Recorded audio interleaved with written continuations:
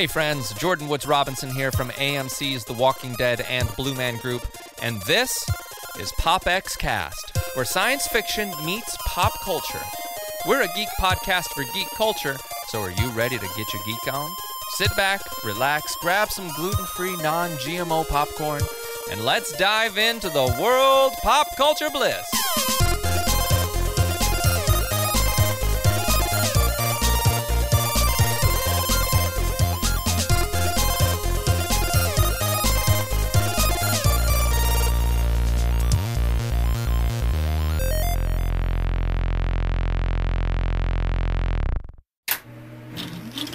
I'm Metal Matson from Super Geeky Playdate, a proud member of the Gonna Geek Network, just like the show you're listening to now. The opinions expressed are those of each individual host. Check out all other podcasts at GonnaGeekNetwork.com and get ready because geekiness begins in 3, 2, 1.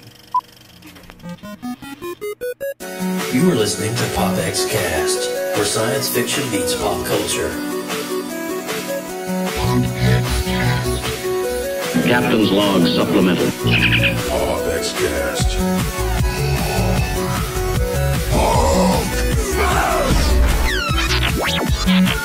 Hasta la vista, baby.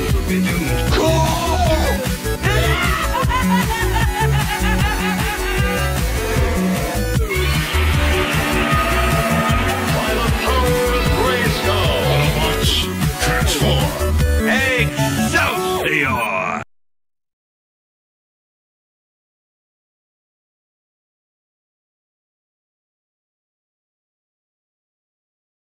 All right, and welcome everyone. This is PopXcast, where science fiction meets pop culture.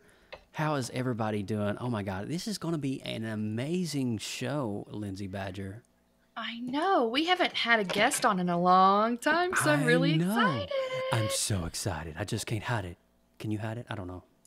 I don't want to hide it. I'm like shaking right now. I want to share it Look with at this. the world. I'm shaking right now. No, I'm just messing with you. So anyway, but if you're wondering where Mr. Austin Burke is, it's not his fault. So I want to say this right up front. There has been a major and I'm talking major Spectrum outage. Spectrum is obviously an internet service provider, and even Mike here in the main window was affected by it earlier today, and the whole grid went down, a DNS block across multiple states. It's crazy. And, of course, Austin was affected by that at college, and so he's not able to join us tonight. So I'm like, no. But he will be back. Yeah, he will be back, though. He's going to come back for our Blade Runner 2049 review coming up later in October, so we're pretty excited for that. But I'm not going to jaw-jack too much. We're going to get right on into the show because we have a jam-packed show today, okay? We do. So, hey, everybody. Welcome. This is PopX, where science fiction meets pop culture. I'm your host, Joseph Burke, Central Florida's seasoned comic book nerd and retro enthusiast. We'd like to welcome everyone joining us live here in the PopX.LIVE chat room.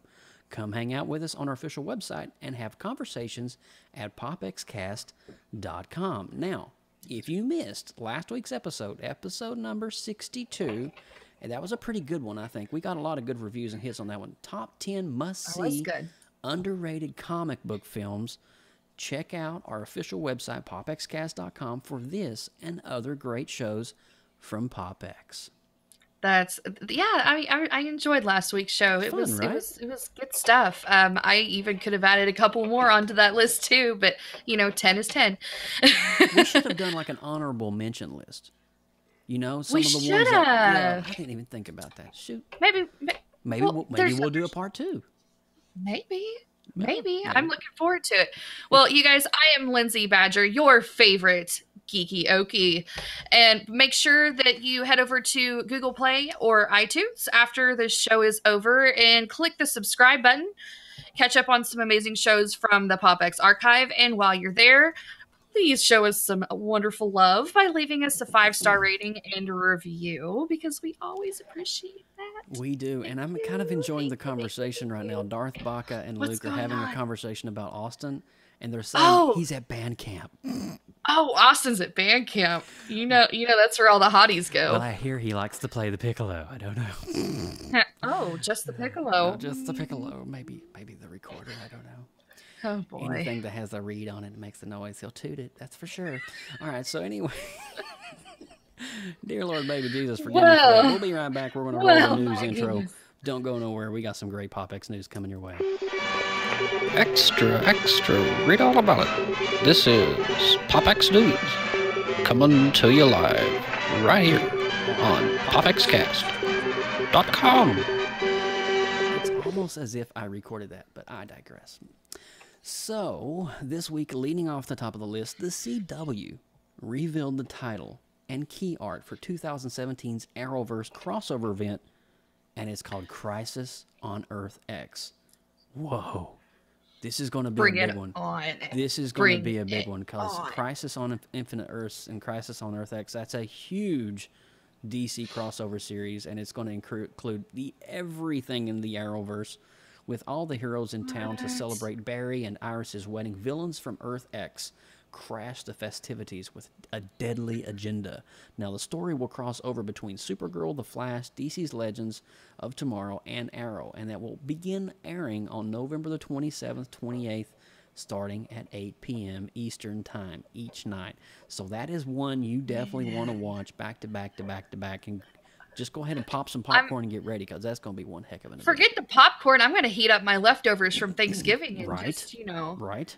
Let's munch on some pumpkin pie and get our geek on with the Arrowverse, because I love when they do the crossovers, and I'm glad that they're continuing to do this. They have made as the seasons continue. They have done something at CW that no other television show has ever done, because you've never heard of other shows crossing over with other shows. It just doesn't happen. Well, I mean, you had Archie Bunker and the Jeffersons back in the day. There was one other time that I can think of in the history of the CW, and this was back in the day, of Buffy the Vampire Slayer and their spinoff of Angel, and they ran at the same time, and they did cross over a little bit, but not to the extent that they do with the Arrowverse series on this station. So you are correct. I approve of the crossovers. It keeps you engaged with all the storylines. Couldn't agree more.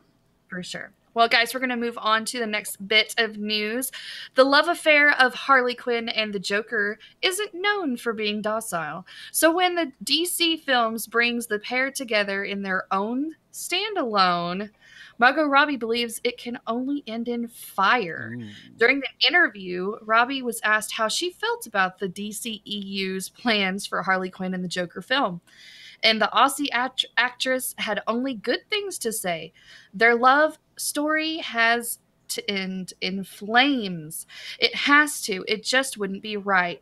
I think people enjoy seeing these two characters who, in Harley and Joker's case, would die for one another.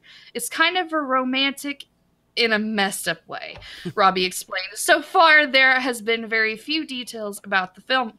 I like that. I like that she wants to see this go down in a wrecking ball of flames, because she's exactly right. That's the way they were meant to be. And I think too, something that goes along with what you're saying here too. Director of these DC films, Joff, he actually went on the record today on Twitter. I think it was just a couple of days ago, and he said that all the DC films, in some way, are going to be interlinked, interconnected. Not to the extent of like how Marvel has done it, but a lot of people's been raising a lot of suspicion about Aquaman, because Aquaman takes place in a total different universe than Wonder Woman or the Justice League. So they're like, what? And he's like, calm down. Everything is linked together. So if they're going to be doing, a Harley Quinn Joker film, it might not be Jared Leto playing Joker, but it's going to be along the same tones as we've already been introduced to before. So I'm pretty excited. Can we please just level it up from Suicide Squad? Yeah, just Suicide Squad was great. It's just the storyline was horrible. Yeah, can we just kick it up a notch for us, will you? Speaking of DC, Injustice 2 players are reporting on social media late Tuesday night that the new patch for the game on the PlayStation 4 and Xbox is having an unintended and unpleasant side effect. I hope you're sitting down for this, because if you've updated, this is not going to be good. The loss of various data, including your gear, shaders, even abilities, and one or more of their own characters have been... So when you update, you lose pretty much like 80% of everything you worked hard for in the game to unlock. So it's really crazy. Lost items have apparently included the legendary and paid content as well, and in some cases... You lose all the abilities, all the custom outfits, everything. NetherRealm has issued a brief response to the situation, stating that we are aware that some players who downloaded the most recent Injustice 2 patch are missing gear they have earned. For those affected by the issue, please try to reboot the game after installing the patch. This should recover any gear before September 25th. Now, if you earned gear after September the 25th, that was not restored. The game team is still investigating the issue. Now, the update continued. We sincerely apologize for any inconvenience or frustration that has been caused, and we thank you for your patience. So it sounds like to me the patch did do some damage, but luckily the guys at Warner Brothers and NetherRealm, they've been doing backups, and so September 25th, that's only like 5 days away from that's not too bad, I don't think. Can you imagine how many TVs were kicked in and remote controls were thrown and lots and lots of swear words were dropped? Here's the thing, Lindsay. I have Injustice 2, and I played it as recently as just a couple weeks ago before I got Marvel vs. Capcom, and I have like so much stuff unlocked. I have like exclusive Jay Garrick skins and just Reverse Flash and all these things I worked so hard and tirelessly to get. And I'm just so glad I didn't actually was a fool and play the game recently to erase everything. So hopefully let's hope the next time you fire it up all is well. Fingers crossed, everybody. Everyone say a little prayer, send the good juju to his PlayStation. Let's move on. All right. AMC has provided key art for the upcoming 7th season of Kevin Smith's Comic Book Men, revealing the show's October premiere date.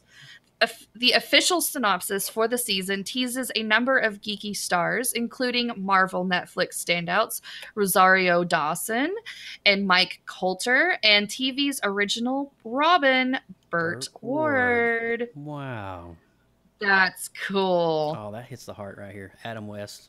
Oh, man. Yes, Burt Ward's going to make an appearance. That's amazing. God bless him.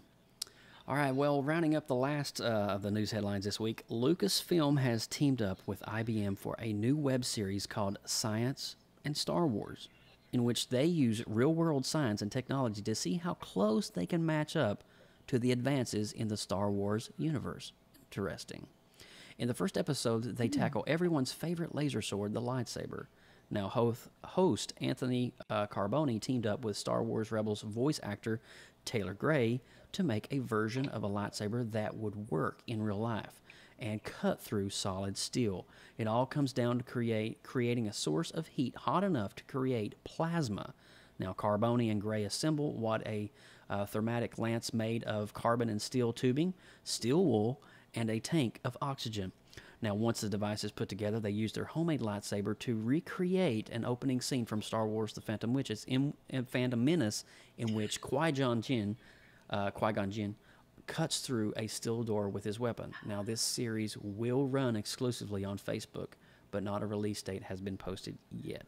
And I actually got a little glimpse of this, and they do stick the rod through steel, and they twist it around just like Qui-Gon did in the thing, and it literally melts the steel. It was awesome to see that. Okay, I'm going to their Facebook page after this right now. It's pretty nerdy. But I'm all about this. We want to know what you thought about. What do you think about this new web series over in the chat room? Drop us a line and let us know what you think. Let us know. But also, as we round up, I'm going to do this week's PopX Hit It of the Week. You've got a huge hit it. I do. And I'm going to actually screen share this for all of our viewers out there as I go through this, and hopefully you guys can see what we're doing here. But this is going to be really cool. This is, I went to MegaCon this weekend over in Tampa Bay, and I had an amazing time and got to meet a couple of really cool people and took some really cool pictures of some amazing cosplays. And I'm going to share just a few with you right quick as we go through these. So here is one of the cool cosplays that I saw.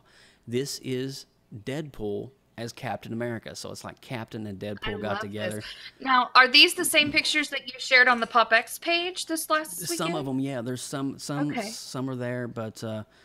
so this is, immediately when I saw him, I had to get a picture because that is just one of the coolest mashups I've ever seen of a costume. Now, the next up one that we have here is, this is Batman. Now, this is like Batfleck Batman, but this costume is 100% handmade. Mind-blowing, the detail in this costume. Now, this is Snape from Harry Potter. I could not believe he how looks much... just like him. It's insane. Oh my I couldn't gosh, believe it. I was like... Yeah. He could be like a double. And he even sounded like it was eerie. It was eerie. So here's my father and I. We are standing in front of the 1989 Tim Burton Batmobile. And, of course, I'm giving him the old punch to the jaw there. And this is Dr. Stephen Strange. And amazing resemblance to Benedict Cumberbatch, might I add. Pretty awesome. Yeah. Like an older version of Doctor Strange. And of course, I don't know if you noticed, but me and Dad are twinsies. I did. I was like, oh my goodness, did your mama dress you up before you left? Actually, I dressed my daddy up before we went. So it's so cute. So we got captured by the Imperial stormtroopers here, and then we went over to the world of the Hobbit. And got to have some of the... Did you tell the stormtroopers that you weren't the nerds they were looking for? No, I didn't. I wish I would have. Oh, you should have. Yeah. You totally But I think this family's Hobbit recreation is pretty good. I was, from all the Lord of the Rings and stuff like that. A really great costume design here in this family. And, of course, last but not least, I got to meet the one, the only, Mr. William Shatner. And it was truly awesome to be able to meet him. And just hang out with him and talk with him I know it was really brief and everything, but we had such a blast. And just real quick while I got you, I just want to say that a lot of people give him a lot of crap because the way he portrays himself on social media and on television. I will say this. I met him in person, and it's totally the opposite of everything that you would ever meet. He was truly humbling, first class all the way. And one of the things when I say that is my dad wanted to say something to him that was really special. And so my dad said, thank you, Mr. Shatner, for everything and just creating this world and your legacy. And Mr. Shatner looked back at him. He said, This pleasure is all mine. I love what I do, and I hope you enjoyed it. And that was just, I was like, because this guy on screen is one of your dad's heroes, basically. Yeah. And your dad introduced you to the Star Trek world, He and this did. was kind of how you originally learned of the whole universe. So it's kind of a big monumental deal for both of you. And it was pretty amazing. And it's humbling. How do I say this? I want to say this with a little class. My father had never met a celebrity. So you take this small town Appalachian coal miner, from southeast Kentucky, and he's never really gotten out until he's come down to Florida to visit me and actually seen most of what this amazing country has to offer. And I say that with most respect to my father because he's such an amazing man. And so having my dad have that childlike glimmer in his eye when he was getting ready to meet one of his childhood, and this was all spawned from me. This was my idea because I was like, Dad, how cool would it be if me and you got together and we had a picture with Bill Shatner, and you introduced me to Star Trek, and I'm introducing my wife and other people to Star Trek, and this is the man, literally the face of the USS Enterprise, 1701. And it's just like, boom. It was amazing. That's just incredible. And you guys are going to have that memory forever to cherish. Yeah. And so it was really awesome. And MegaCon was such a cool venue. And one of the most, dare I say it was one of the most organized ones that when I went to Orlando a couple years ago and met Stan Lee and Norman Reedus, it was kind of a little bit unorganized. And we had to stand in line for like 3.5, 4 hours to see Stan Lee. So that really wasn't fun. Yeah. Now, speaking of Stan Lee, you said that you saw him zoom by while you were there, right? And of course, I've met Stan Lee, and I've got his autograph and everything. But, having a glimpse of the legend is just enough to make your heart flutter. It made mine. But he was getting ready to go to his signing table, and they had this whole area called the Stan Lee Zone set up at MegaCon Tampa Bay. And of course, there he was. He wheeled by on his little power scooter, and the next thing you know, there's Stan Lee signing autographs. So it's so awesome that we got to have that experience. But joining us here, hey, what's up, Michael? How are you? Perfect timing. I do what I can. Man, you were like on point with the timing, dude. Hey, you invite me here, I'm not going to make you wait. So, all right. Well, you know what? Our host is here. We're going to go ahead and roll his intro. You guys sit back and sit right there. We'll be right back with RetroBlasting and Michael. So don't go nowhere, all right?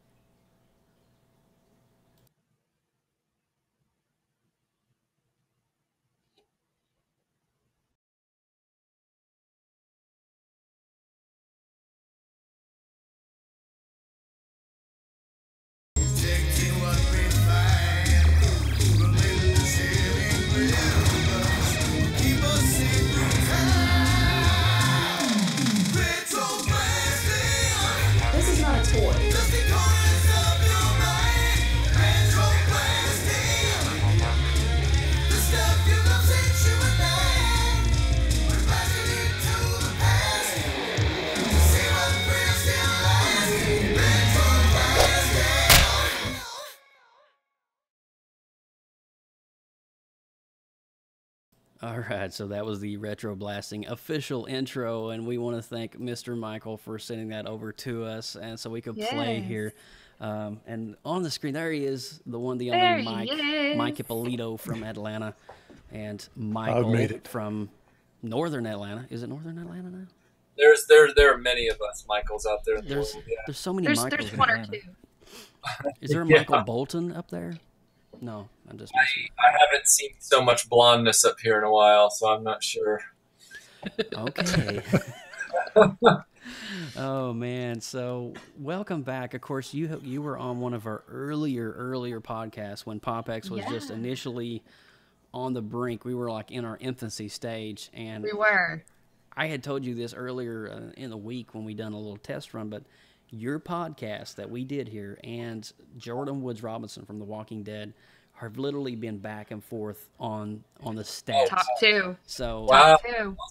Yeah. So one week you'll be on the top, and then the next week 2 or 3 downloads difference, Jordan's will be on the top. But man, you're one of our most downloaded podcasts, and when the opportunity came up for you to come back here on PopX, it was just like a no-brainer. It's like when we start talking retro toys, you know, an hour and 2 hours will pass and we don't even know what's going on. So it's like, this is so would you say that RetroBlasting is kind of like PopX royalty, perhaps? I would consider him PopX royalty for sure. Oh, there you go. He's definitely won the title, fair and square. But you know, I'm gonna turn the steering wheel a little bit over to Mike, because Mike actually met up with RetroBlasting crew over at Dragon Con in Atlanta just a couple of weeks ago. And so, Mike, take it away, man. Yeah, well, just appreciate you coming back on, and I'm going to start with this to put that right there, and that's the extent of my childhood right there that I got left. Hey, that's an icon of Kenner Star Wars. I mean, that piece alone showed up in Poltergeist, and I believe it may have appeared in E.T., but I know for a fact it was in Poltergeist. So that's one of the seminal pieces of Kenner Star Wars. Yeah. Do you have anything in there, Mike?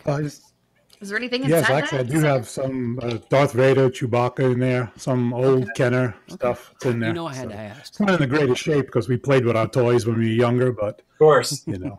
Yeah. We weren't running out to buy plastic bubbles at Target. We were running out to buy the actual toys. That's right. Yeah. So, but I just want to start with Dragon Con, which you know, your most recent con that you guys had attended, and I was there as well for a couple of the panels. Yeah. For those that don't really know, Dragon Con, I guess it would be the East Coast equivalent of San Diego Comic Con. Yep.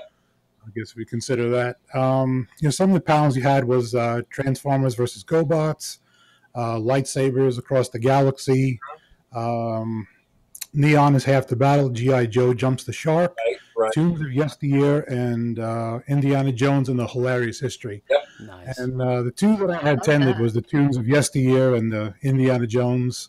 Thank you. And I just want to say it was just amazing panels. You guys do amazing work, and you make the time go by so fast with the amount of information you put out. And you know, I just want to know, like, once you know you're going to attend the con, you know, how far in advance, and you know, where do you think where do you come up with the topics that you want to talk about? So you had 5 panels, you know, and you know, how long does it take to come up with all these ideas, and how long to put this presentation to make it run roughly an hour? Yeah. We come up with these ideas and then we pitch them to the convention. So in the case of the lightsabers panel, for example, that panel was pitched 2 years ago, and we gave them like 4 different pitches, and they chose something different. So then this year we came up with 4 more pitches for the Star Wars track, and I put that one back in. There's an old story of Agatha Christie, the mystery novelist, and she had this description that she wanted to use in a book, and her editor kept crossing it out and then saying that we don't like this description, move on, and don't use it again. So then the next book she would write, she would put the description back in there. And then she'd be like, get it out. So finally, after like seven attempts at this, the editor just gave up and said, fine, you can put it in this book. So I was hoping that would be the case with the lightsaber panel, and it was. Nice. We got that one through. But once we are accepted, once some of our pitches are accepted, then we have to find out, okay, what days and times, are there going to be any conflicts? You know, because if we're doing one panel on the Star Wars programming track, but we're doing 2 panels on the Sci-Fi Classics programming track, we have to let both parties know, you know, so that they don't both schedules for 5 p.m. on Saturday. And then at that point, that usually takes place about, if we're lucky, 8 weeks out from the convention, which sounds like a lot of time, but it's really not, because a lot of panels, as you know from going to conventions, and if I start over talking this, you guys just cut me off. No, you go for it. This is good stuff. Yep. Okay, so thank you. A lot of panels, as you know, by going to conventions, because we've all been on both the guest side and the attendee side. They tend to be people who, they want to be on a panel, they want to be on a topic, and then they get up there and they just kind of riff. Now, if you get good experienced panelists, then you'll get a nice flow and you'll get some good charisma and interplay between the panelists. If you don't, then it becomes boredom for an hour. You know, it's like I could be having this conversation at Applebee's with four of my friends. Why am I sitting here, you know, in front of this conversation in a seat? So what we do is a little different. As you know, we put together an entire presentation with multimedia and everything like that, and we want to provide infotainment. So what we start doing is we start researching the topic, and we assume that we know nothing. So even though I know a lot about Indiana Jones and I know a lot about lightsabers, I go in pretending I'm a novice and know nothing aside from the names of the movies, and then I double check all my facts. And then what I do is Melinda and I start building this presentation and finding the flow. So last year, for example, we did one called 80s Ninjas, and it was all about the 80s ninja fad and how that unfurled. And I was midway through developing the structure, because you start with an outline and you find those beats that you have to hit, because you want it to be funny, because you want the people that choose to spend their hour with you to walk away feeling like that wasn't a waste of time. This was really absolutely, yes. Yeah. So what I found was, as I was developing the ninja panel, is that we had it one way, and then I was driving home one night from work, and I thought, you know, I think it'd be better if I did it a different way. So I came home to Melinda and I said, look, I got to pitch you a different idea for the ninja panel. And she said, well, we're 4 weeks out and we've got, you know, 3 others to do. And I said, no, wait. I said, what we need to do is make this the journey to identify the ultimate 80s ninja. Not just go through the facts, but we need to build up the mythology of Storm Shadow. But every time, because he applies to all these different tropes of the ultimate 80s ninja. But every time we bring up the image of Storm Shadow's Ninja Clan symbol, the red stripes, we bring it up, and then I'll immediately say, I'm not ready to talk about that. And then we'll move on. And she's like, oh, the audience will get mad. You know, and I said, no, it'll be great. And so we restructured that whole presentation, not at the last minute, but midway through, midstream. And it was a big hit with the audience because we kept hitting Storm Shadow, and then I wouldn't talk about it. And it kept building this momentum. And then finally, at the end, it's like, okay, now we're going to talk about Storm Shadow. And it was like, so. Nice. Yeah, so the way we build those is we find beats, and then our presentations generally end up being between 70 and 90 slides, depending on the topic. And each slide, some slides are video clips, some slides are just stills, some slides are, you know, GIFs, some slides are a little bit of text, but we keep our text minimum, because we want people to be looking at the image while we're talking to the image, not reading off the slide. So anything that's text is usually a joke. You were there for the Indiana Jones panel, for example. Sometimes we go the extra mile, and we always go the extra mile, but I mean, in certain punctuation points, we put in things like, with example, the Raiders monkey. I was driving home, and a lot of my thinking happens during my commute. And I said, you know, I realized that Raiders of the Lost Ark, based on the monkey, gave us the whip and the nay-nay. So then I was I'm going to have to cut this together into a music video.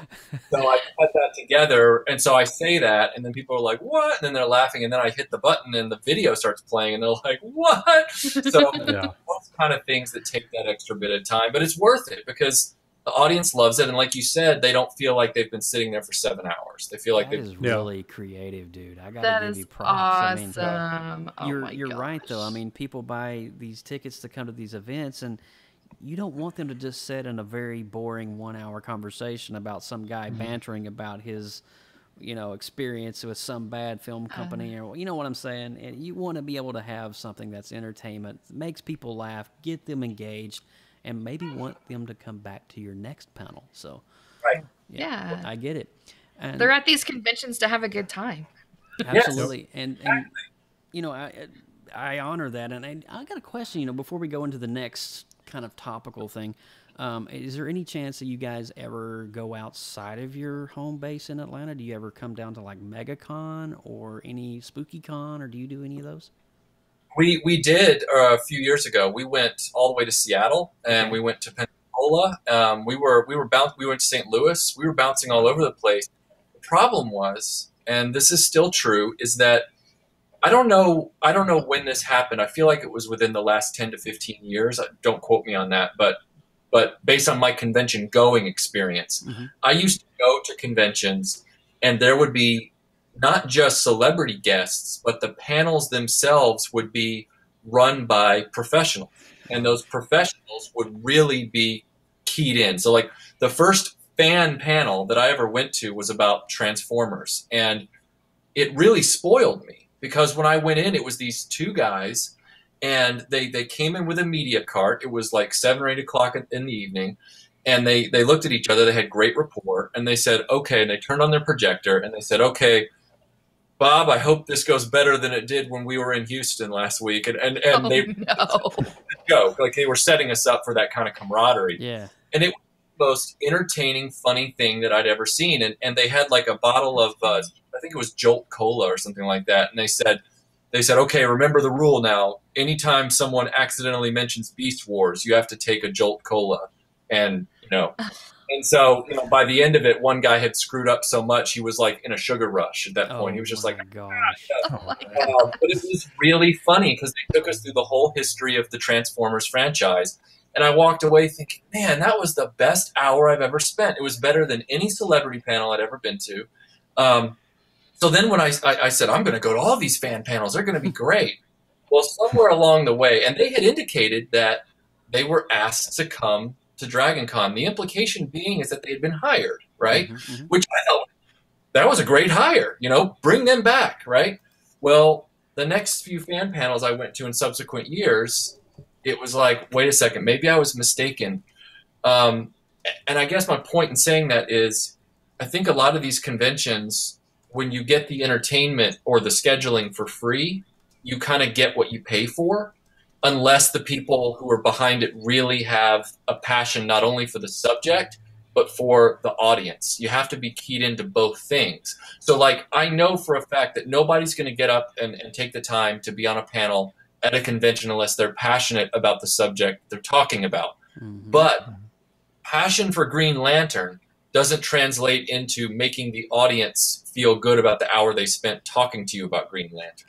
There's a difference, It was comic book guy from The Simpsons running the panel, and he's like, I believe that in issue 172, volume 2, he said, like that's not exactly the most engaging thing. So I tend to speculate that somewhere along the way, aside from celebrities, a lot of these conventions, because they had so much volunteer help, they just stopped hiring presentation professionals. Now everybody's kind of doing their own thing. We're fortunate in that the Sci-Fi Classics track that we do most of our work with at Dragon Con is excellent. But to answer your point about why we don't do the outside conventions anymore, it's not because we don't want to travel. It's because they don't compensate us for the travel, and that gets really... I get it. Well, you're always welcome to come to one of our local events in Orlando, which is only like 5 hours away. So you can come and do a really cool event at MegaCon or even MegaCon Tampa Bay. And I had really great experiences at both. I mean, really good panels and definitely right up your alley. Of course, all these cons these days are kind of starting to structure in the same formality, and which is a good thing. Organization, and stuff like that. I've been to some cons that have been really bad organized. I've seen some panels that'll just make you kind of cringe. You just want to, I got to go to the bathroom. Goodbye. That kind of thing. So it would definitely be cool to have you in our home state and maybe document that as well. But when is MegaCon? MegaCon usually is in the end of May, and then they do a fall event right at the end of September. So, so 1st of May is here in Orlando. And the last week in September is in Tampa Bay. So you get the best of both worlds twice a year. Good deal. So it's really cool. And I just went to MegaCon Tampa Bay just yesterday and got to meet I met Bill Shatner and all that stuff. But so getting away from cons and let's start talking about 80s pop culture and stuff.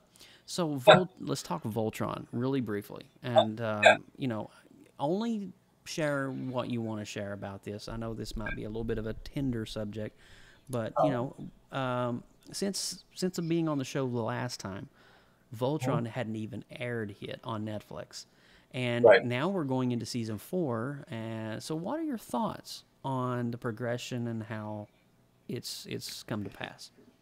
I mean, I know there's a lot of people who love it. You can't ask for more than that.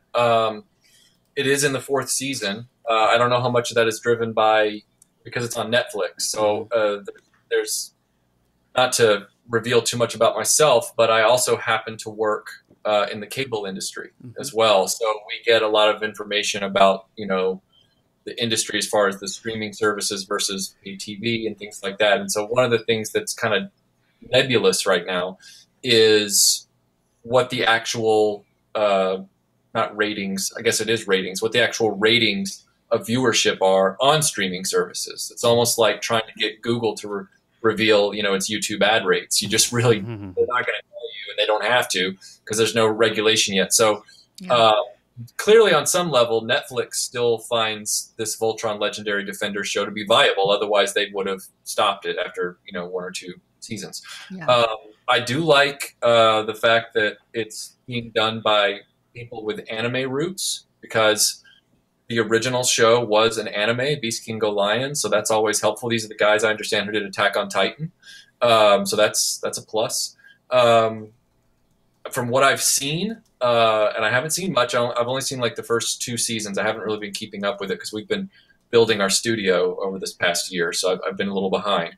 From what I've seen, I like the fact that the characters are still the characters. They seem to really appreciate the original source material.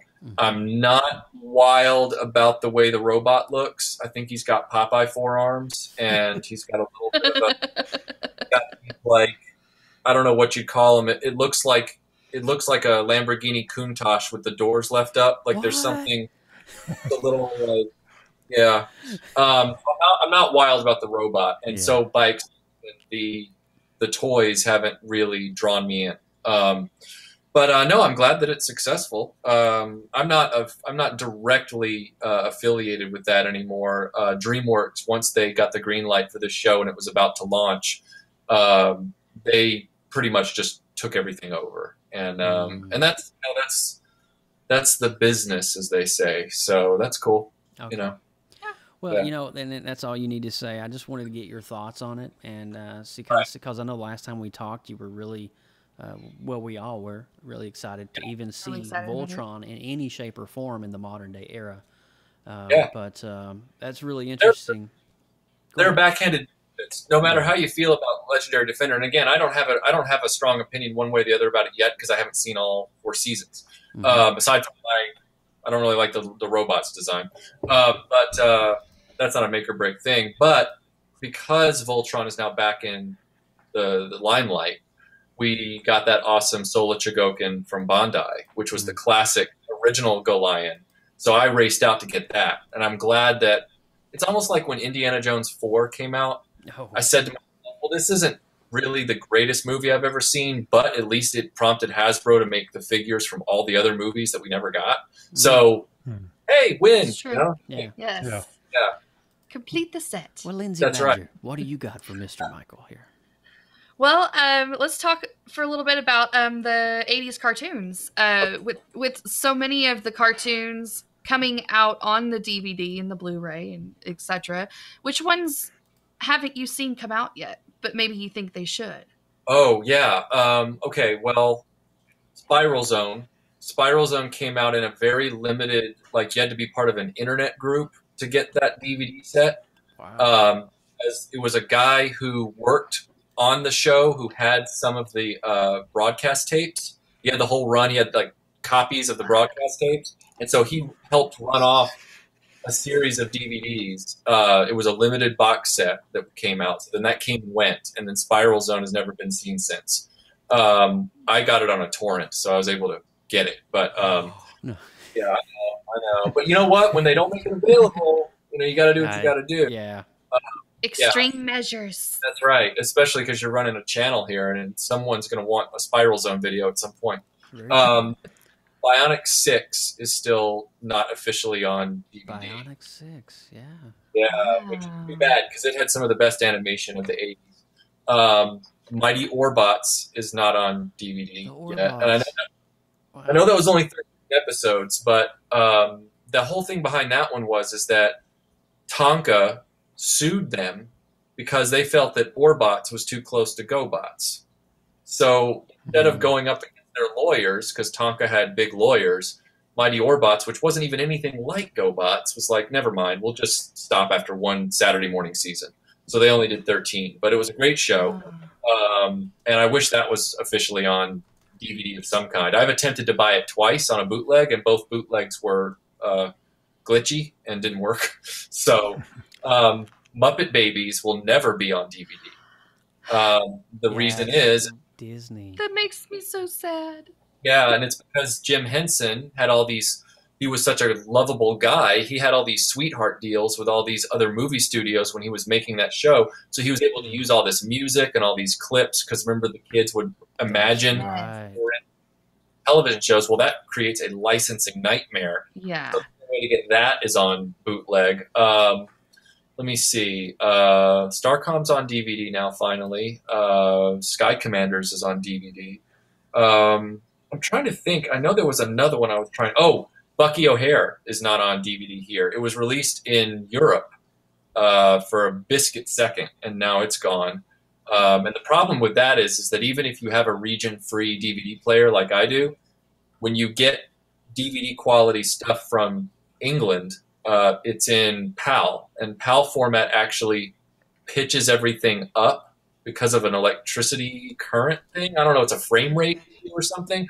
And so, like, you know, if you're watching a PAL DVD of Star Wars, everybody sounds slightly like a chipmunk, just slightly, like just up. So I'm afraid that Bucky O'Hare would be that way as well. So I haven't pulled the trigger on an older DVD set from there. But yeah, there's a number of them that aren't on. And then the real problem is the ones that have gone out of print aren't coming back into print. So those are worth a lot of money now too on the secondhand market. So Black Star from film in '81, that's out of print.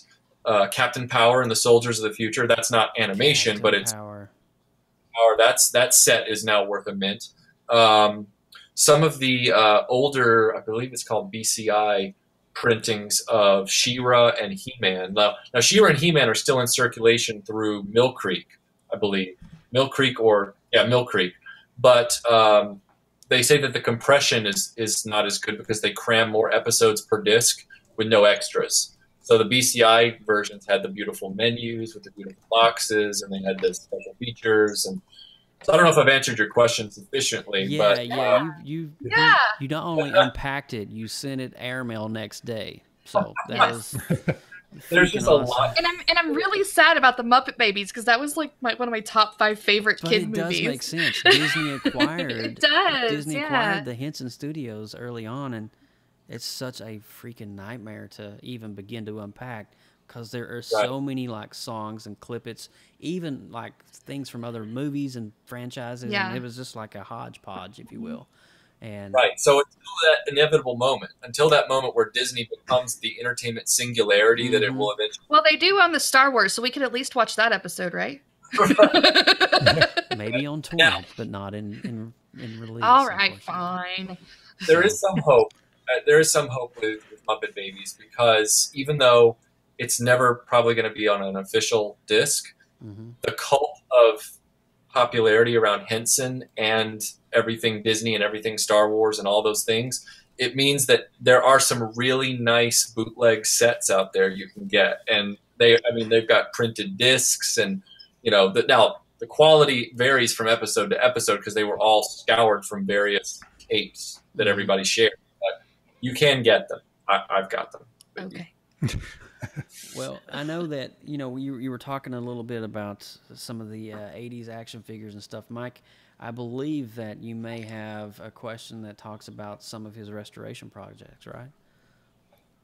There's one other. I just want to touch on one other thing first. Going through some of your YouTube videos, there was something that I came across, a video about a little project that you were involved in, and also that you've made appearance in as well. Oh, yeah. Wait, what? Star Wars Revisited. Yeah, Yeah, I don't know where you want me to start. So to explain the photo that Michael has just posted, okay, this is crazy.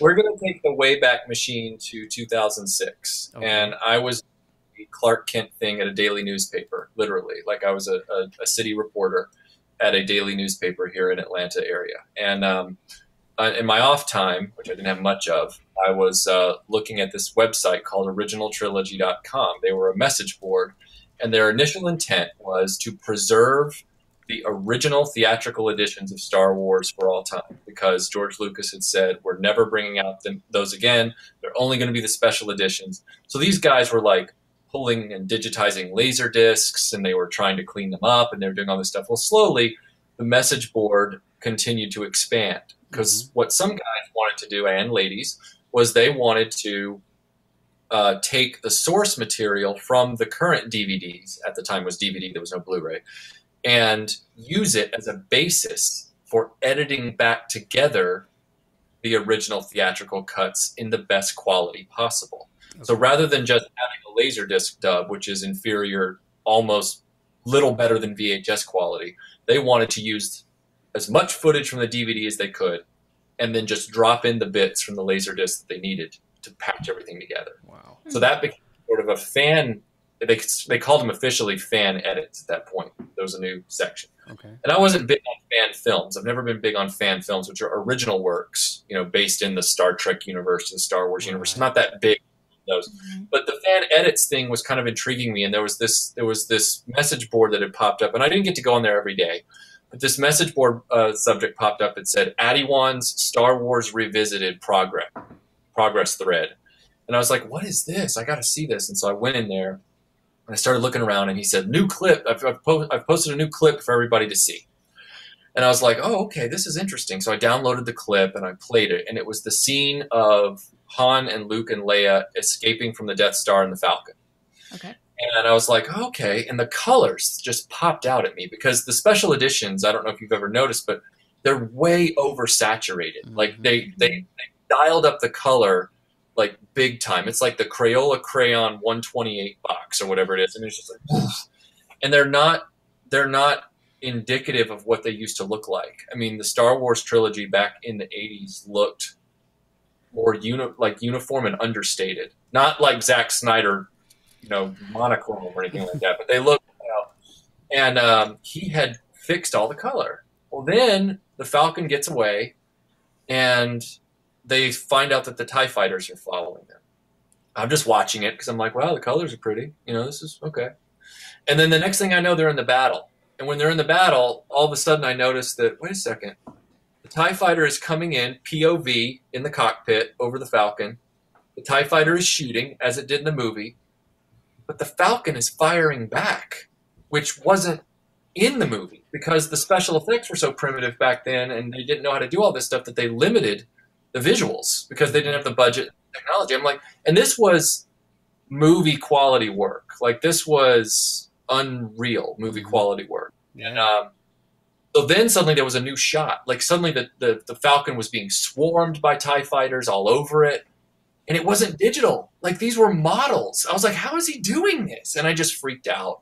And so I got in touch with him, and I said, look, man, I've never been a fan of fan edits. I've never been, but you are bringing me the Star Wars that I always wanted to see, because I wasn't offended by the special edition. I'm not a purist. Yeah. I wanted to see special effects. I wanted to see better visuals. I wanted Star Wars to be fresh again. The problem, as we all know with the special edition, is that Lucas changed it tonally. Yeah. So in crucial moments, Lucas changed the tone, and that's the problem. Yeah. So he didn't fix things that were broken, and he broke things that were already fixed. Or just fine. I agreed with that statement for sure. Yeah. So I told him, I said, whatever you need, just let me know. Well, a few months later, he had a computer crash, big computer crash, and he thought he had lost almost all the edit that he'd been working on. And I said, he said, I'm asking for a donation. This was before Kickstarter and Patreon. This was before all that stuff. Back in the day, before Kickstarter. And he was just taking donations where he could get them through PayPal. And I said, I was desperate, and selfishly desperate, because I was like, I want to see this edit. I want to see this Star Wars, because it looks like it'll be everything I really ever wanted. And I just told him, I said, he lives in England. And I said, look, tell me what the exchange rate is and then tell me what you need. I'm a reporter that has no time to do anything extracurricular. So the small amount of disposable income I did have, I was just willing to throw at this. And he gave me a number. And I thought to myself right before I hit send on the PayPal, I said, this could be a scam. But I said, if it is a scam, then it is the most inefficient scammer I've ever seen, because he's gone to the lengths of putting together clips for a year to try and scam one guy out of a few $100. I was like, no, I'm just going to go all in. So I pushed all my chips into the middle of the table and I said, call. And he got him back on track real fast. And then about a year later, he was done with it. And when he got done with it, this was the cool part about it too, was that it wasn't just color correction and fixing a few things. He actually took observations from the community. So like on the message board, he said, hey, anybody who's ever noticed anything funky about anything in the Star Wars movie, let me know and I'll fix it. Like any technical glitch or flub or whatever. And so people were coming out of the woodwork with things that they'd noticed, because we've all watched this movie a million times, but we all notice different stuff. And so like one guy wrote in and said, hey, I've noticed as Han tells Chewie in the detention block where he says, get behind me, and it cuts to that shot of Chewie, and Chewie turns his head, the door to the elevator is over Chewie's shoulder. Well, that door in the next shot blows up and stormtroopers start coming through. But movies are shot out of sequence. And so the Chewie insert was shot after the door had already blown up, and they just replastered it and then repainted it. So you can see, especially on Blu-ray now, you can, on the official DVD or official Blu-ray, you can see this big patch hole in the door that's been plastered over. Well, with his digital brilliance, he just went, and he just fixed it. It's gone. It's just like, okay, that's correct now. That's in continuity. And one guy noticed that they reused the establishing shot of the little control room where 3PO and R2 hide in the closet. They reused that twice, or for my European followers, they reused that twice. So what he did was he said, hey, I've noticed that Han Solo, before they leave, he puts his small blaster in his stormtrooper holster, and then he grabs one of those rifles off the rack by the window. But then when the stormtroopers break into the room later, when 3PO and R2 are in the closet, that same establishing shot shows a full rifle rack. He deleted one rifle from the rack. Wow. So then this one guy on the message board, this is my favorite story, and I'll shut up. This one guy, he told Adiwan that, he said, sometimes when you're looking out the docking bay windows on the Death Star, sometimes you can see the star fields, sometimes you can't, sometimes they're moving, sometimes they're not, and it's never consistent. And so the fans all got together and they determined what, from exterior shots of the Death Star, what direction it rotated in at what speed. And then Adiwan made sure that there were star fields back there that were always rotating consistently on the perspective of the shots. It is incredible. And the thing is, these things don't call themselves out. Like they're movie quality effects that you would never notice. He matched them to the aesthetic of the original movie, aside from any special edition stuff he might have left in. So like he left in the enhancements in the X-Wing battle. He left in some of the expanded Mos Eisley. He took out the droids doing the Three Stooges thing. He took out the Jawa falling off the big lizard for laughs. He took all that stuff out. But he left the broader palette, the broader canvas of Mos Eisley. But my point in saying this is that you would never notice a lot of these effects. So he added a pop-up video feature to the final video menu. So you can actually watch it as a pop-up video, and it'll point out everything in every scene that he fixed. Like all the way down to, this is amazing. You ever notice that Aunt Beru, her voice is dubbed? Yes. Her voice is, I have noticed that, yeah. I don't know the full story on this, but in England, when the movie premiered, I guess they had slightly different prints early on or something like that, because all the prints were different. The 70 millimeter was different from the 35 millimeter. The audio tracks were all different, which is why some of the lines in the special edition differ from the ones we grew up with in the 80s, like little lines. Right. Went in and through sources, through original trilogy, he knew people who were collectors of film prints and stuff. He found the prints that had Aunt Beru's original voice, which is British. Oh my! And he synced it back up so it no longer looks like a bad dub. Like it's her real voice, and it works so well because she wasn't a bad actress. I don't know why they changed her voice. It just made everything feel weird. So most of the actors in Star Wars anyway have. I'm getting like crazy feedback. Hello, test. Anyway, most of them are British anyway, so it's just like, why would you take out the original actress's voice? I don't know. That's weird. That's a weird call on my end, but there's several questions that we have over in the chat room, like Timothy over in the chat is asking, like, how did they change the award ceremony besides Michael's face being inserted? Is there anything else that they added in that one? Yeah, they gave Chewbacca a medal. He didn't have a medal. That's right. Chewbacca never got a medal, and Adi-Wan, through this brilliant sleight of hand, Princess Leia, you see her, like, it's like she gives the medal to Han, and then you see Luke waiting, and he looks over at R2, and he's like, you know, he does that thing where, don't worry, I'm nervous, but I'm about to get my medal. Mm-hmm. And in that moment, he flips in an additional shot off to the right, like it cuts back over Mark Hamill's shoulder, and you see her getting another medal and reaching up like this, and you don't know what it's all about, but it doesn't look unnatural. And then all of a sudden, it cuts to Mark, and Luke gets the medal, and then it cuts to the wide, and Chewie's got a medal, and Han's got a medal, and Luke has a medal. Cool. I was always that's one thing I always did notice is, like, why would Han and Luke get a medal, but Chewbacca was there the entire time and wasn't awarded properly? That's like, seriously, guys, who are the ad wizards that come up with that one? I mean, but so I want to actually cut right now and talk about your displays. Now, are you ready? Are you going to show, or is that something that is? Yeah, I have the program right here. Let me just okay.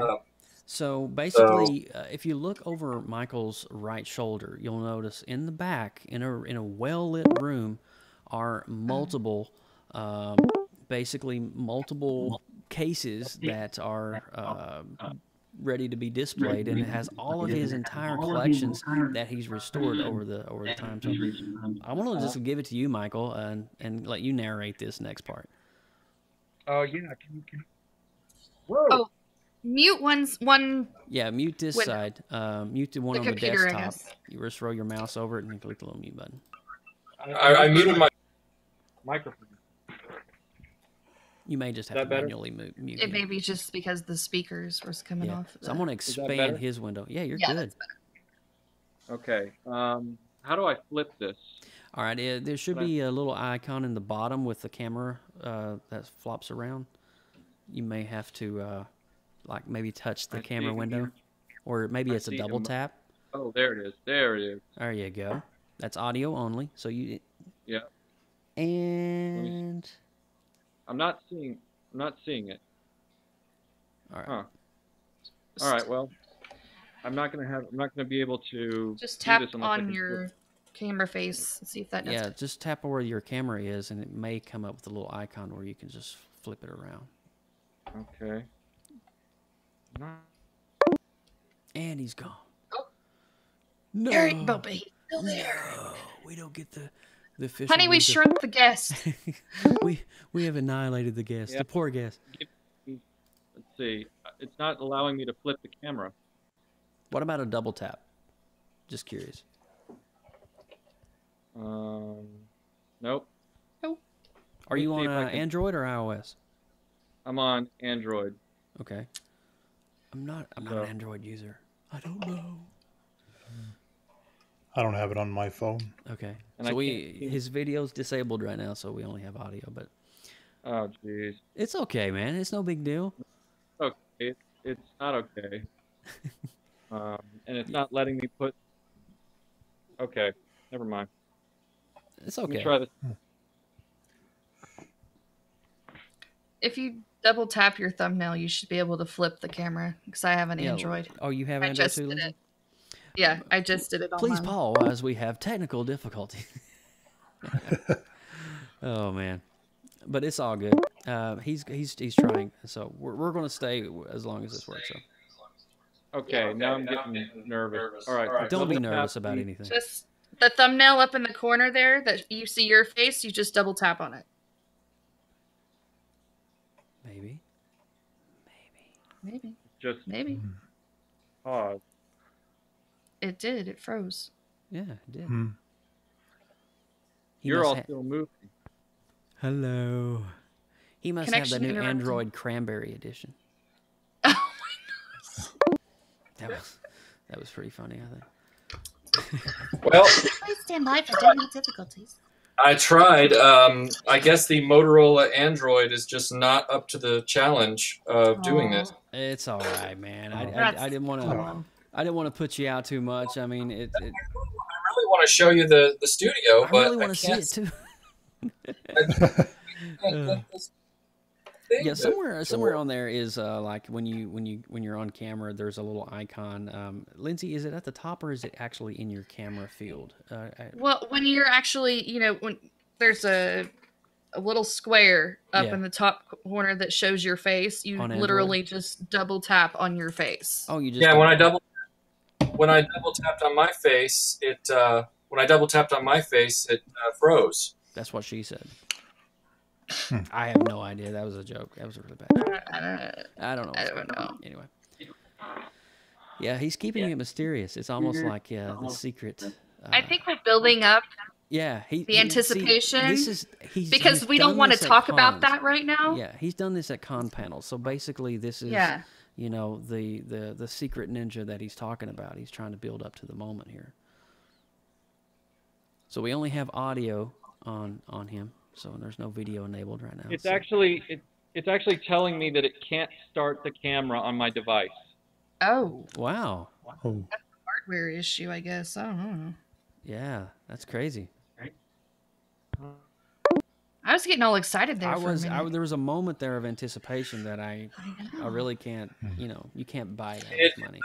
It literally just told me I can no longer start the camera on this device with this software. It's like, well, okay. You know what? If you want to try again, you can reboot your device, and we can go into another question, and we can kind of like. All right, I'm rebooting my device as long as you don't mind another attempt. Dude, so we're here with you, Michael. We are here. Okay. We're in the trenches with here you, with you.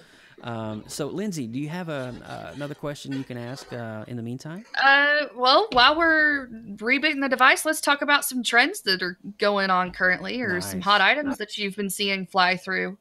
So what's hot right now in the con world? What's going on? In the con world or in the just toy everything? world? When people go and buy something or are looking for toys that are current, what are the things right now that you have seen that are hot? What's on the most wanted list? The most wanted list. Retro toys. Go. Well, for current toys, the hot stuff right now is Last Jedi. Everyone's talking about trying to get all the different Last Jedi stuff, and that's to be expected. As far as retro toys are concerned, prices on vintage Star Wars are really shooting through the roof because Disney has made Star Wars so retro-tied at this point. Gotcha. And Hasbro isn't putting out the variety of things that they used to, so people are trying to fill the gaps in their modern collections by buying the vintage items that are represented in the Disney movies that never got made new. Mikey, hang on to that toy over there. Yeah. Other retro properties are starting to go up in value. I know that Silverhawks is starting to go up. Some of them have always been valuable, but now there are more collectors in the marketplace, so they're more competitive. Like Real Ghostbusters and Filmation's Ghostbusters are continuing to be popular. I've noticed that Dick Tracy, and some of the Toy Biz, old school Marvel Toy Biz, have actually started to increase in price as well. So yeah, Marvel Toy Biz is finally starting to go up. I know that the Batman Toy Biz. I was looking for the Batman Toy Biz Batcave the other day because it's that and Bob are the two things I don't have. And suddenly I was like, wait a second, when did the Toy Biz Batcave go over $100? When did that happen? And it had. And it's like 125, 150. Yeah.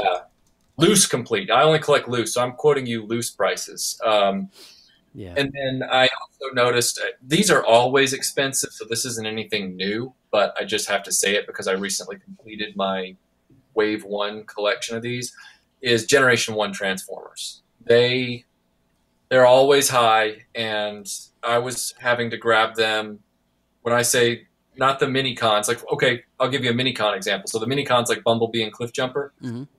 those are now, if you do pre-rub, which means you don't have that stupid thermal sticker, you have the original symbol, right? Because the year after, those little rub signs, which I thought was, even as a kid, I was like, this is dumb.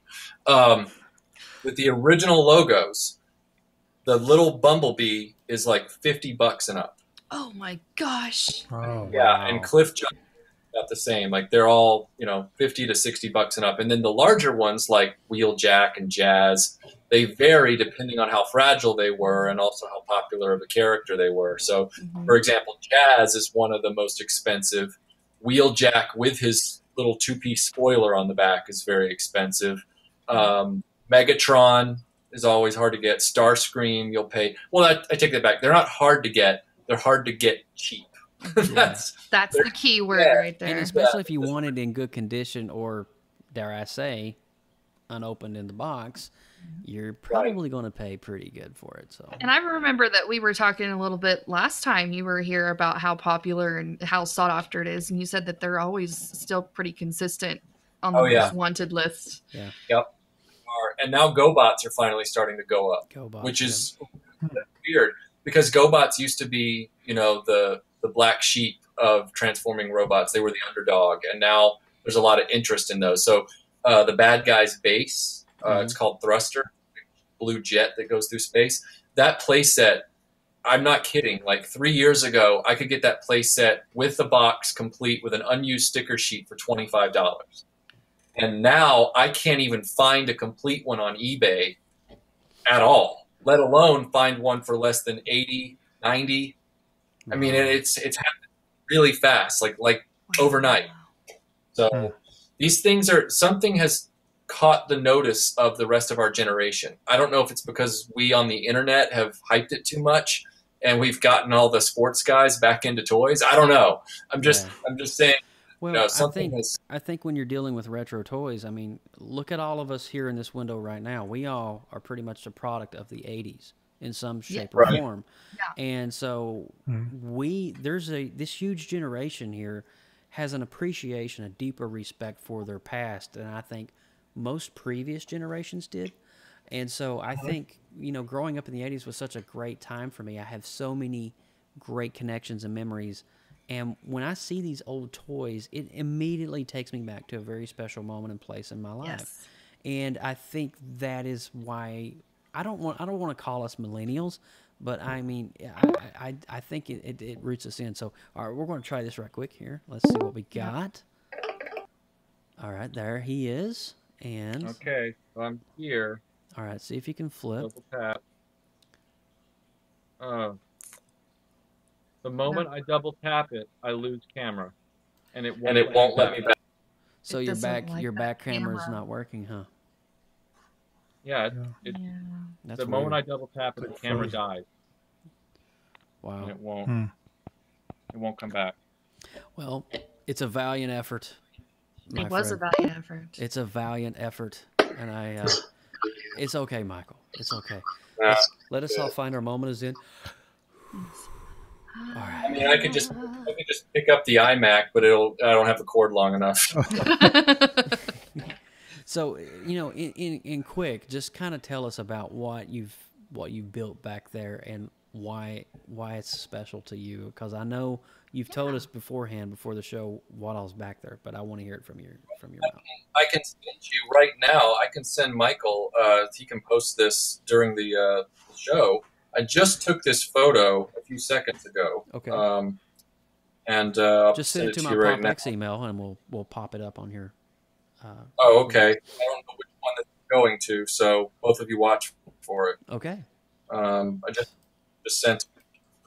It'll give people a sort of an idea. But what we did was we needed a better space because we've been doing this for 5.5 years, and we were going through this scenario, this ritual that we were getting sick of, where we would start a video and then we would do the script. And in the script, it wasn't just the one toy line we're talking about. We're also talking about referencing other toy lines. So when we did that, we were like, well, every time we need to get, like, let's say for Dick Tracy, for example, we were doing the Dick Tracy video and we wanted to show the Ninja Turtles figures because they were from the same company from just a year or two before. Well, you'd have to go what we call bin diving for those. Oh boy. Because they would be in these stack of boxes. It looked like the last shot of Raiders of the Lost Ark. It was like this big warehouse. You know, calling in, we'd be like, well, we got to figure out where those are. I think they're in box that one. Let's see. And it would take us an extra hour to find the stuff. Oh my goodness. We just got the picture up here, and that is insane. You've got LED lighting in those things? That is so cool. It's like literally walking into a museum. It's like IKEA threw up the 80s in there. Now, here's the thing. So just to give you some perspective on this photograph, I took this photograph from that way over there. So right there and facing this way. Okay. Right? Okay. If I was to turn 180 degrees, there's another room. That's also right. So there's another room. Now it's not wall to wall like this, but it's because of its configuration. But that other room will house the aircraft carrier and all the G.I. Joe stuff in it. So you'll notice this room doesn't have any G.I. Joe. The G.I. Joe stuff has its own room, 180 degrees. So we needed a space to reduce our production time. So remember how Mr. Rogers, he'd have like shelf of dioramas and he'd go over to it. And, that was our idea. Our idea was we need to be able to go into this room from the studio and grab whatever we needed quick and then bring it in there so we didn't have to hunt for it. And so we needed a museum-style environment to do that. And so that's what we created. And that's what's taken us the better part of 2017 to finish out. Because the basement itself that I'm sitting in right now, I'm sitting in the studio, it was unfinished. So we had to finish the basement last year through March of this year and then put in all the cabinets and put in all the cases and get out all the toys. Michael, that is a thing of beauty, my friend. I mean, I'm looking at this picture and I'm seeing, oh my God, I'm seeing the Ghostbusters Firehouse. I'm seeing Mask Boulder Mountain. I'm seeing the AT-ATs. I mean, it's just like, oh my God, my childhood. I just want to I want a sleeping bag right in the middle of that room, and I just want to sleep in that room for one night just to soak in the nostalgia. I mean... Well, you wouldn't have to sleep in a sleeping bag, because if you turn 180 degrees from there and you look the other way down this long area, on the opposite wall of the one you're seeing, the one with Boulder Hill, the opposite wall, there is a two-seat auto-reclining Lazy Boy console theater couch. And then there's a I'm done. There's a 75-inch Sony 4K TV that I review all the cartoons and stuff on. So the whole studio is a one-stop shop. You come down here and you can do it all. Wow. So you could kick back, with a blanket and the Lazy Boy and chill. I'll be going through Atlanta on Friday, right? I mean, my wife and I are vacationing up in Tennessee, and so I mean, if you need about 2 or 3 hours of just nerdiness, I mean, my people call your people. We'll work something out. I think somebody might want to come by and play with some toys. I don't want to play. I just want to sit and soak it in. I mean, because it's so much awesomeness. I was able to retain some of my childhood. And some of the things that I actually saw and grew up with, like some of my Masters of the Universe figures, some of my old Mask figures, and I actually kept them, but I didn't keep a lot of the play sets, and I don't even know where they went. And, when I'm sitting here, and I see that Mask Boulder Mountain, I see many evenings of myself just playing in my room and just being so joyful. And it's just, there's a lot of good memories tied to these as pieces of plastic that are just timeless treasures in my mind. And what you've done here in restoring all of these to their original condition, it's mind blowing, dude. It really is freaking mind blowing, and it's Just hats What off. I like to you. about Thank you. What I like about this collection the most is that it is not obviously it's cool to have a lot of these toys. I didn't have all these growing up. Okay, like I wasn't that kid with the lollipop and the propeller beanie. Okay, like I didn't have all this stuff growing up, but it was that I was that into this stuff growing up. You know, my dad wanted me to get into sports and all that kind of stuff, and I was like, this is not really my thing. He didn't understand that I was already into what I was into, and then so that I hunted down the rest of the stuff later. And my parents, at one point, very briefly, tried to actively dissuade me from buying more toys. Like they thought I had grown out of them, or I should be grown out of them, and now they're totally cool with it because they see that it's my passion, and But the cool thing about these toys is that the core of them are my childhood toys from various lines, and then I filled in all the holes. And I'm continuing to fill in holes. I don't have everything, and I don't have room to display everything. So, like, for example, I have a storage room right there that has all the stuff I can't display. So, like, the Mego Star Trek bridge, the Mego Buck Rogers Starfighter Command Center. There are things that I don't have room for. The Sectar's Hive playset, I don't have room for. I'm not seeing any Masters of the Universe in there anywhere either. Masters of the Universe is actually, if you look on the right side, if you go up the top, past the Terrordrome, you'll see Point Dread, Castle Grayskull. I knew that was a Terrordrome. I saw the Terrordrome, Technodrome. Terrordrome is actually 180 degrees the other way in this G.I. Joe room. But you'll see Castle Grayskull, Snake Mountain, and then the first shelf underneath the top is the core of Masters of the Universe, because I had to start figuring out what shelves to devote to what properties. Yeah. So I had so much Masters of the Universe, I could have filled an entire case with it, but then I wouldn't have been able to get other things represented in the museum, quote unquote. So I picked out the ones that I thought were the best and the most iconic, and then I also put Scareglow in there just because he's Scareglow. Yeah. But it's cool because all these toys have a story. So, like, some of these toys are actually from other people's childhood collections, and they just wanted to donate them. Wow. So, like, that Boulder Hill is actually donated from Chris Rissmiller's collection. He donated his whole mask collection to us like 4 years ago. I don't know why. He wanted to, and he just wanted to have a good home. He didn't want to sell them to a stranger on eBay. I didn't know the guy before I started retroblasting. He just called me up. And then some of them have like little repairs that I've done. So like my G.I. Joe Night Raven, it still has that little repair that I did to its front landing gear. So, you know, your OCD collector might come in there and say, oh, well, that's not an original landing gear mechanism underneath there. And I'd be like, well, it works, and it's better, and it's mine, and I love it. So that's all that matters. Yeah. Wow, man. And, you know, we're running out of time, but, man, I tell you, this has been truly an amazing conversation, and just being able to have a little glimpse inside your inner sanctum here has truly been all-inspiring, for the lack of a better term. So, yeah, we sincerely, I think that you should... I think you should add on a girls' room, because I don't see any Cabbage Patch Dolls or Barbies. I have something that's going to make you very happy. So Melinda has a case just like this, one of these glass cases. She has it up in her office upstairs, and it's filled with her My Little Ponies. What about Popples? She has a Popple, but she doesn't have it on display. It's with her other stuff in a bin. Yes. Okay. That's passable. See, you got to give some props to the retro girls too. We had some cool stuff. Oh, we're trying to get the whole Strawberry Shortcake collection. Yes. Because the Kenner Strawberry Shortcake collection was impressive. Like the Strawberry Short house that was sold. We have the old Christmas catalogs. The dolls that have the hair that smells so good. Oh my goodness. The Strawberry house.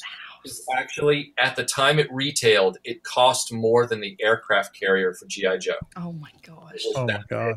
Yeah. Wow. So quickly, I wanted to ask, is there anything that you have in your collection or that you want for the collection that you just can't find, that you just desperate to have? Like an in search of? Yeah.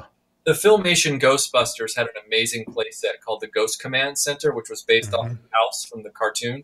That's extremely rare and hard to find. And it's one of those ones that when you find it, it's usually incomplete. And when you do find it incomplete, I walk away because it's not one where you can put 2 or 3 together because you're never going to find another one. So I just wait because eventually sometime in my life, maybe by the time I turn 50, one will pop up and then I'll be able to buy it. But it's things like that. I'm fortunate in that it's now down to the small stuff, but some of the small stuff is very expensive. So like there are certain lines I don't have. Like there was actually an action figure line for Stallone's movie Over the Top, the arm wrestling movie. It's very expensive because they were so rare. So things like that, are hard to get, and I'm trying to suck it up and just take the leap and just start doing it. But you got to strike when the time is right. Yes, so, that's right. Well, man, I really do appreciate you coming back for a second round, and as always, it's. I literally need to go back and listen to everything you said because it's just a wealth of information. And Timothy Ward over in the YouTube live chat room said that the reason the guy donated all that mask stuff to you is because there would be no better caretaker than you. That's what he said. True. So, and then if you think about it, he probably he's right. So I got to give a shout out to Timothy Ward before we go. He's the guy that sent me his R5D4 to restore. Really? And so he's the guy that owns that R5D4. He's a great guy.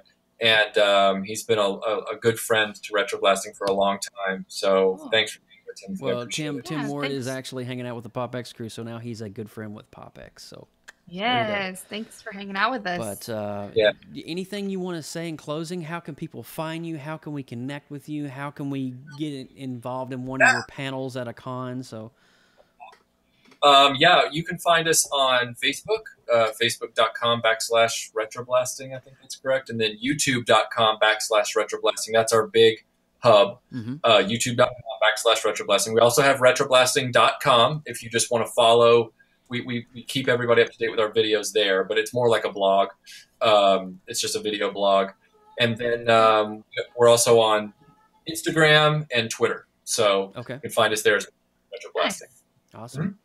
And so I just want to say thank you very much for coming back, and I look forward to seeing more videos, and the best to Melinda as well. Yeah. Oh, by the way, Michael, here's the watch. Oh, yes, that's a Dick Tracy watch. Dick Tracy watch. Yeah. Bring it a little bit closer to the camera, shall we? Oh yes, my that's God. so pretty.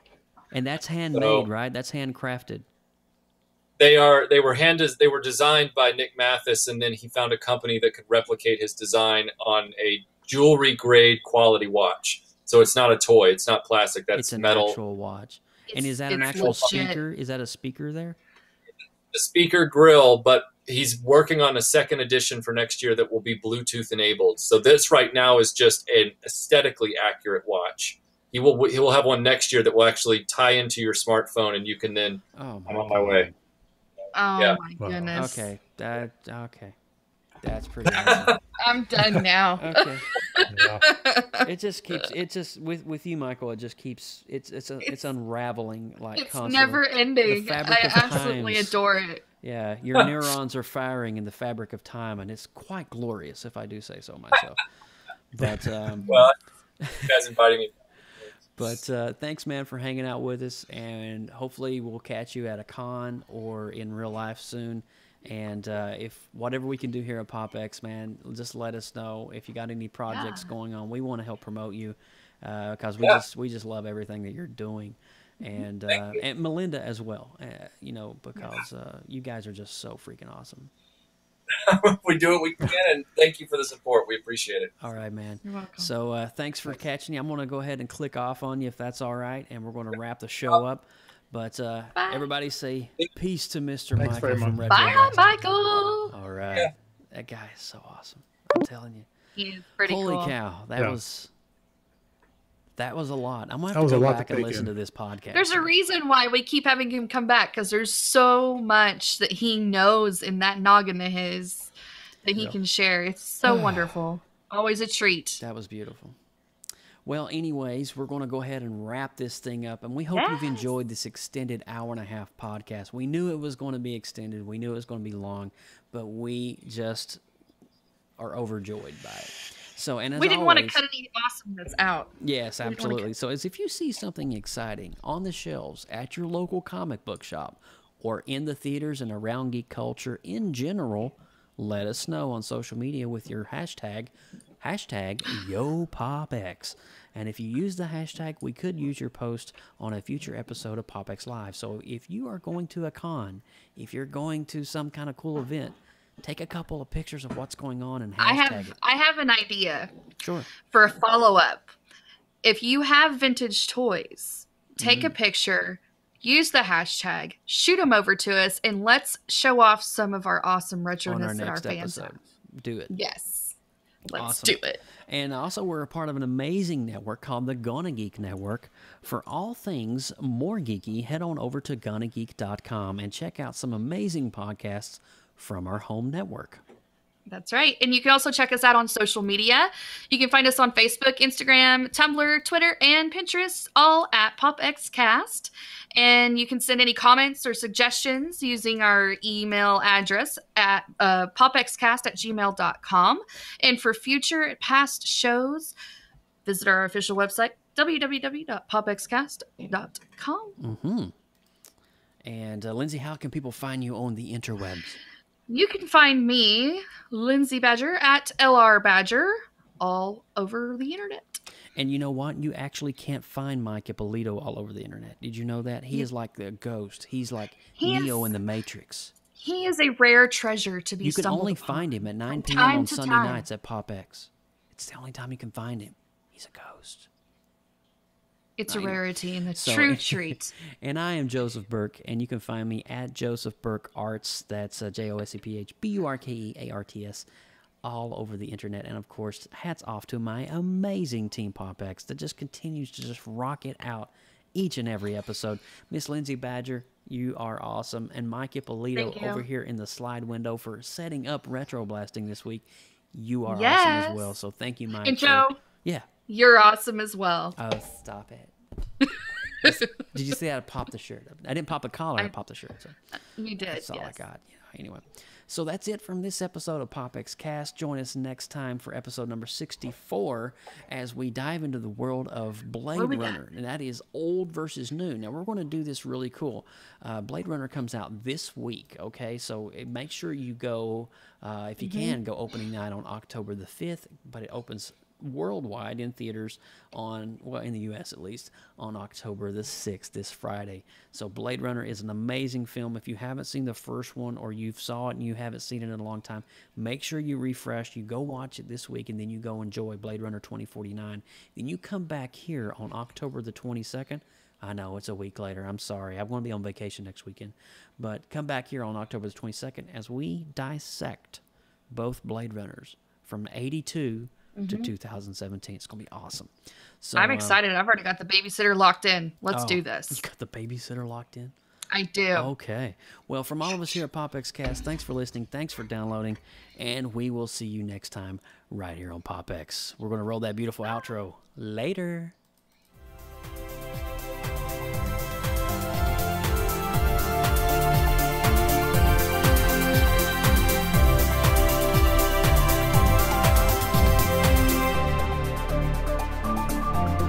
From everyone at PopXcast, thanks for listening. Be sure to give us a 5-star rating on iTunes and subscribe for more great content. Drop us an email, popxcast@gmail.com. Follow us on Twitter, Instagram, Facebook and YouTube, all at PopXcast. Get your geek on.